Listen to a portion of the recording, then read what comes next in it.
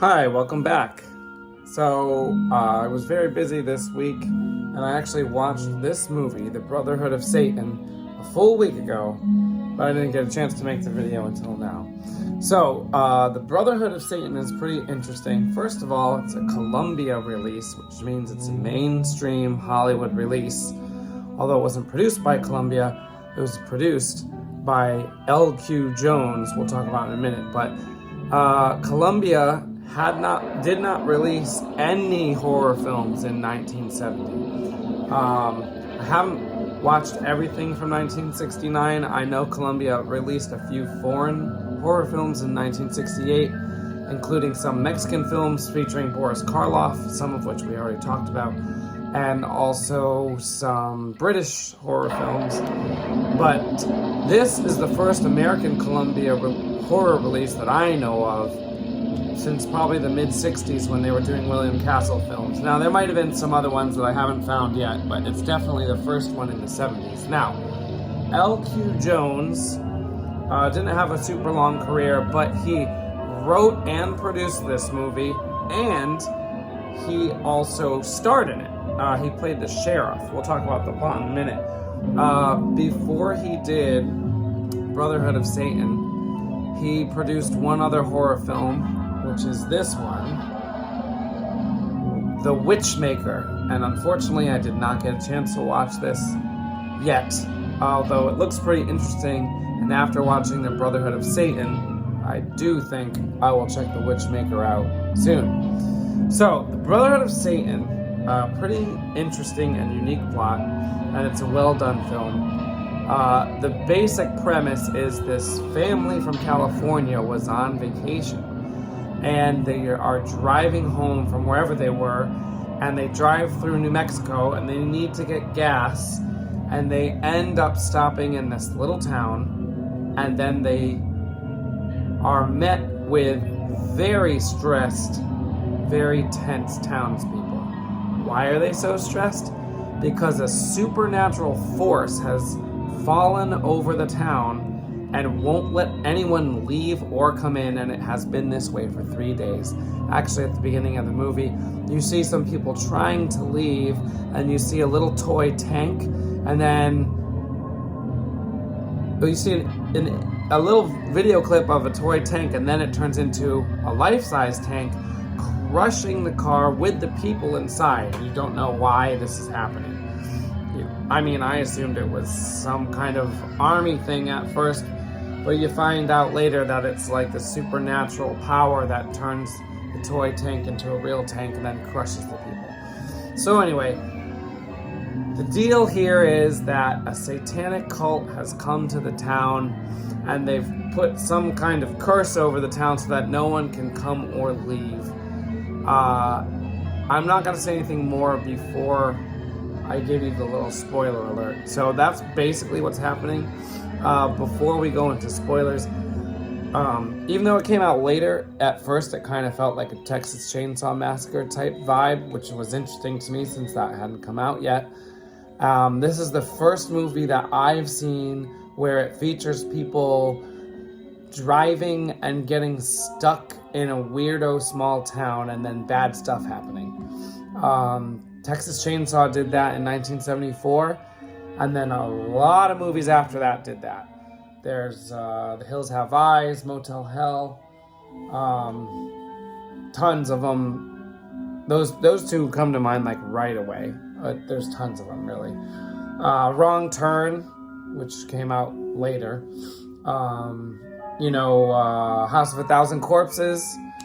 The Texas Chainsaw basically ripped off forever, up through the current day. Even with that movie X that came out this year, it's like so similar to Texas Chainsaw. But anyway, this came out before, and it has this family getting stuck in a New Mexico town. All these movies seem to take place in the Southwest. You got Texas with Texas Chainsaw.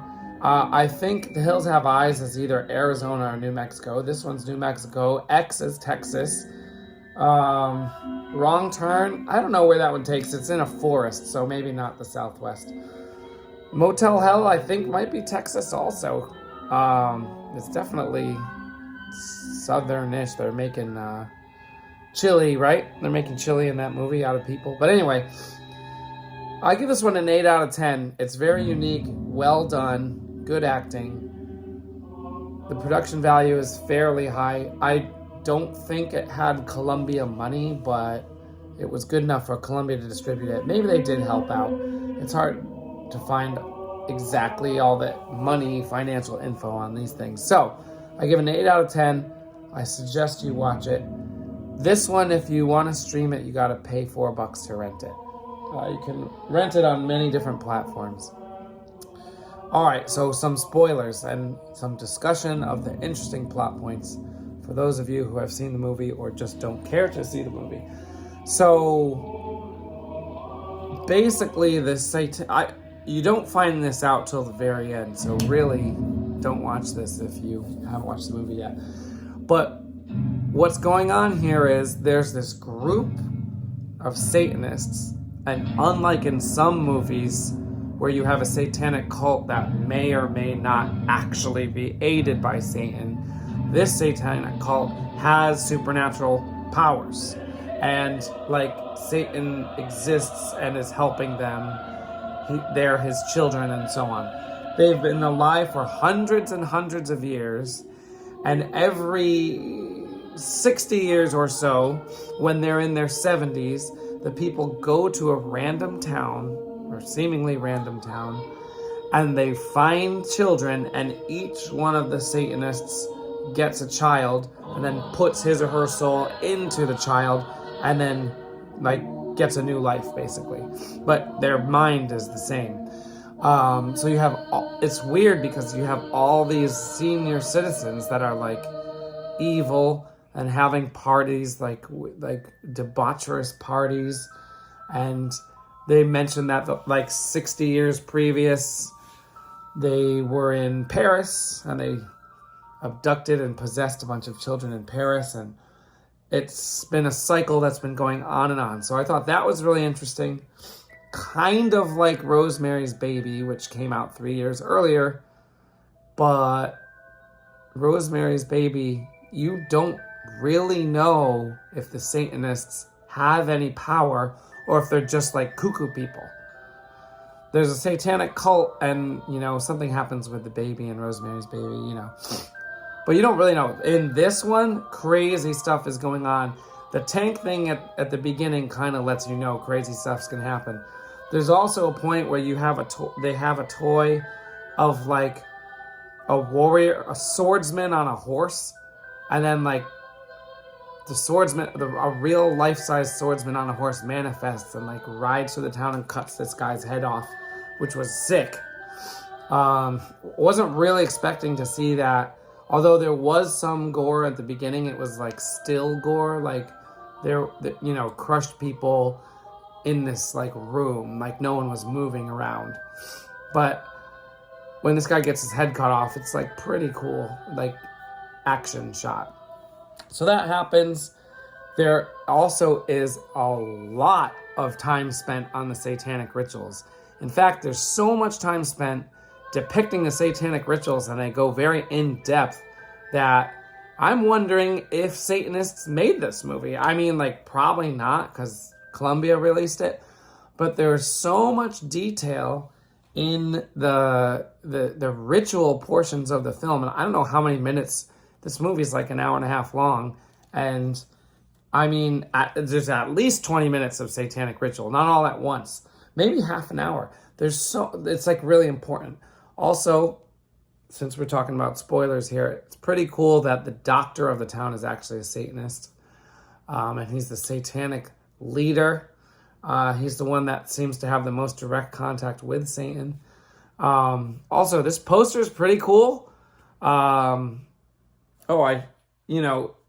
Witchmaker poster is kind of similar. There's this I guess a satanic symbol. The Witchmaker. Also in the credits, all of the Satanists are referred to as witches, although they don't call themselves witches in the movie. I guess they're witches. I guess they're doing witchcraft, but they don't really, they seem more like cultists or Satanists, but I guess that's what witches are anyway. So yeah, overall it was good. It was really solid. One of the better movies. I mean, we did Dr. Phibes last time. That was a good one. This one's probably even better.